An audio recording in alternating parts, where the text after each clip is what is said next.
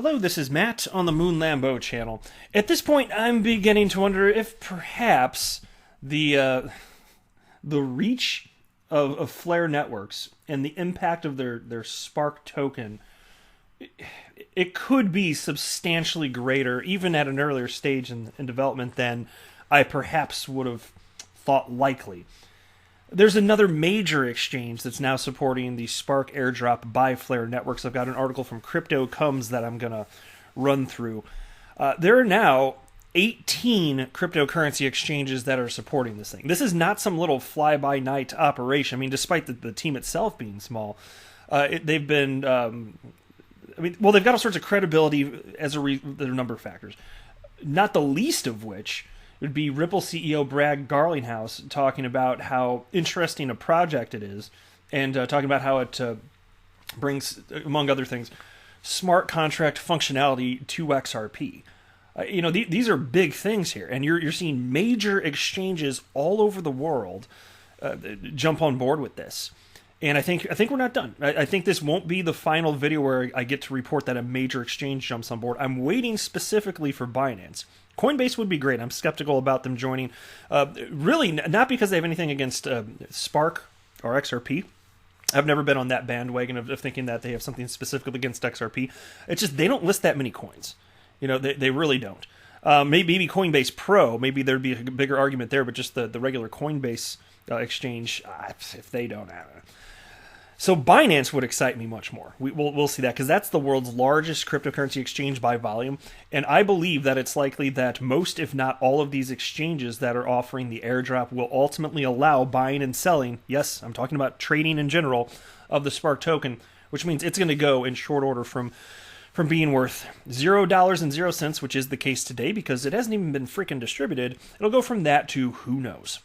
And I'm telling you, I've seen it firsthand. I've been on cryptocurrency exchanges when new coins get launched, and even in just the first few minutes, it will blow your mind, the buying and selling that occurs. It's just outrageous. The market trying to figure out what it's worth, and people, and it is just humans deciding what they're willing to buy and sell for it. So anyway, I'm going to run through this. I also have a couple other stories just having to do with general developments within the cryptocurrency space that I find quite interesting, actually.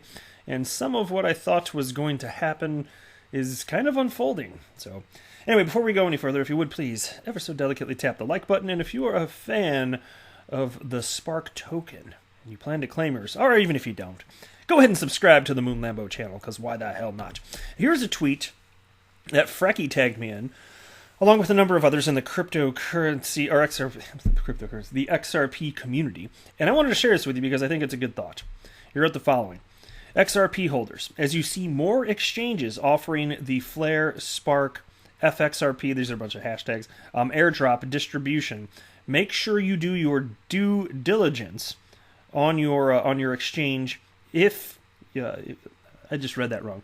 Make sure you do your due diligence on the exchange you plan to use if you're not going to use cold storage to receive the airdrop. If you are using cold storage, it has to be set up. Was there another one? I can't remember when I mapped this out earlier. Okay, no, that was it. So, which I thought was a good point. Basically, just make sure you have a certain level of trust with the exchange. And in my humble opinion, it doesn't make sense to keep cryptocurrency on exchanges for any period of time. And so, I plan to go, at this point, I haven't claimed my Spark tokens yet. I haven't put the note on my account yet, but I do plan to do it through cold storage. Probably exclusively. I haven't 100% made up my mind, but probably exclusively that way.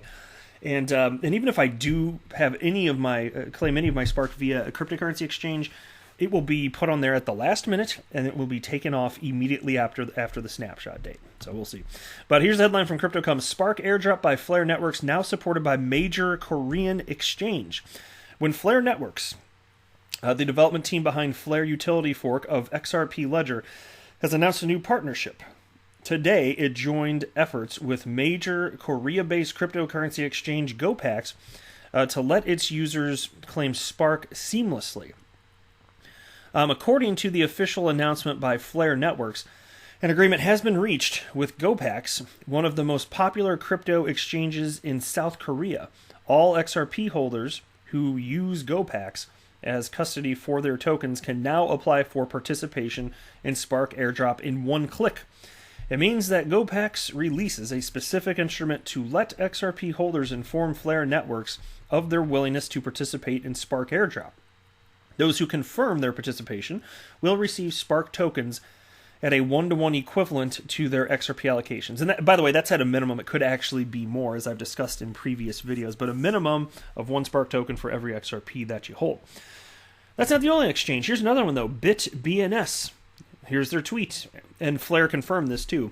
We are supporting the Spark airdrop by Flare Networks. Deposit your XRP to be eligible now. Read more at, and then they provide a link right there. So there you go. 2 new exchanges right there. I'm excited, man. And some of them, you know, look, we've only got about a month and a day until the snapshot date, but I won't be surprised if there are many more cryptocurrency exchanges that come on board. And there'll be some that come late to the party, I'm sure.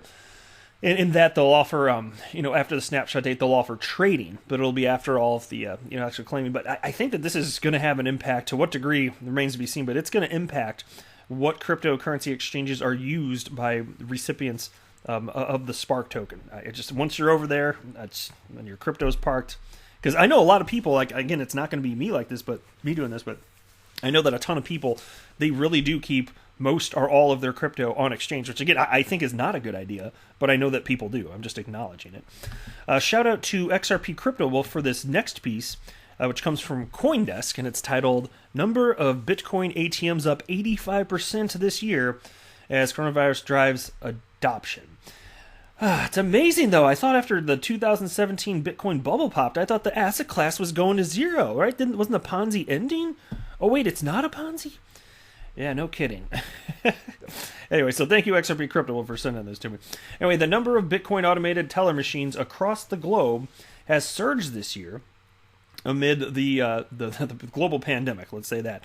ATM installations have increased by 85% to 11,798, outpacing the previous year's near 50% rise by a significant margin, according to a data source from Coin ATM Radar. The spike demonstrates the rising popularity of Bitcoin as a payment mode. The fear of getting a coronavirus infection has accelerated the growth in the broader contactless payment market this year, according to Global Trade magazine. Bitcoin's borderless network facilitates a seamless transfer of money in any amount from anywhere across the globe through any mobile or computer, and at relatively lower fees than traditional banking channels. A Bitcoin ATM allows a person to purchase the cryptocurrency by using cash or debit card. Some machines facilitate the purchase of Bitcoin and the sale of cryptocurrency for cash. So I don't have a whole bunch of commentary on it other than to say, I personally have no interest in using these things, but look, if there's enough demand to drive all this, and that's illustrating something here. Certainly a broader crypto adoption, which I'm all for, and I think it's worth giving a little blurb on a Moon Lambo video at a minimum. I think it's cool stuff here. And then there's this from Cointelegraph. Dash objects to shapeshift calling of privacy coins. It's been a while since I've talked about privacy coins. Look, I think that there's going to be a place for privacy transactions surrounding cryptocurrency, but I suspect that it's going to have to be on a layer 2 technology that is sufficiently regulated. I've been saying that for some time, and maybe I'm wrong about all that. Maybe cryptocurrencies on layer 1, they're going to get support, but I've expressed concern because I see governments coming down on them. I see governments coming down specifically on privacy coins, and generally not the cryptocurrency asset class as a whole, just more so these ones that could more easily be used for nefarious intent. Which, hey, sounds fair enough to me on the surface anyway. And so I'm not talking about even whether or not it's right or wrong for that to be the case. I'm just acknowledging the government has a problem with this, and as a result, I've had no interest in having any investment in privacy coins at all. I have no interest in it. And so anyway, a cryptocurrency exchange, Shapeshift, recently delisted 3 privacy coins: Dash, Zcash, and Monero. And those are probably the 3 most famous on the entire planet. They're gone from Shapeshift. And I've reported as this has happened, it's been a while, but other cryptocurrency exchanges have taken measures against privacy coins as well. Anyway, this was an unexpected move to say the least, given the exchange's historic commitment to privacy. As a non-custodial platform, Shapeshift did not impose user identification requirements on traders in its early days, although this began to change with the gradual introduction of a mandatory membership model compliant with Know Your Customer rules, or KYC, of course, for short, as of 2018.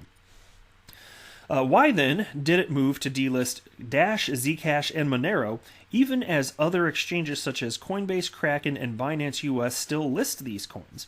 In a statement shared with Cointelegraph, the chief financial officer of Dash Core Group, Glenn Austin, said he found the delisting particularly frustrating because it could have been entirely avoided by a simple 10 to 15 minute call. Austin believes the delisting boils down to an educational issue. While the reasons for the delisting have not been officially clarified, Austin has speculated that the move may be influenced by the currency having been mentioned twice in the Department of Justice's recently published cryptocurrency enforcement framework. Yeah, that'll do it. Oh, man. Anyway, in both cases, Dash was cited alongside Monero and Zcash as an example of an anonymity-enhanced cryptocurrency. The DOJ identified the use of such cryptocurrencies as a high-risk activity indicative of possible criminal conduct. And so, again, I'm not talking about whether or not this should happen. I'm talking about just the idea that this should not be terribly surprising. And even though there are other truly mainstream cryptocurrency exchanges out there that are offering trading, I don't want to be involved because I don't know when or if that's going to change. Like, to me, that's enough to be like, psh. Because again, I'm not saying there's not a place for private transactions. There certainly is in the legacy financial system, but there's got to be a way to use a decentralized cryptocurrency and then use a layer 2 technology to make transactions that qualify for such private transactions, make that possible. There has to be a way to do that, right? So that's the way that I've been looking at it in general here. And so for any cryptocurrency that on layer 1 is like, nope, can't track us, I've always thought, well, okay, good luck. I mean, I don't know if this is going to pan out for sure. Of course, there's no way I could. I don't have a functioning crystal ball. I do have a crystal ball. It's just broken AF. So I can't tell you, though, how this is all going to pan out. I've just been concerned about it for quite some time. And so that's where I'm coming from. We'd love to hear what you think on all these topics and more, though, so feel free to drop a comment below to say hello. Or let me know what you had for breakfast or any other unrelated topic just for the hell of it. Why not? But that's it for this video. I am not a financial advisor. Do not buy or sell anything because of anything that I say or write. That would be a very, very, very bad idea. Until next time, to the moon, Lambo!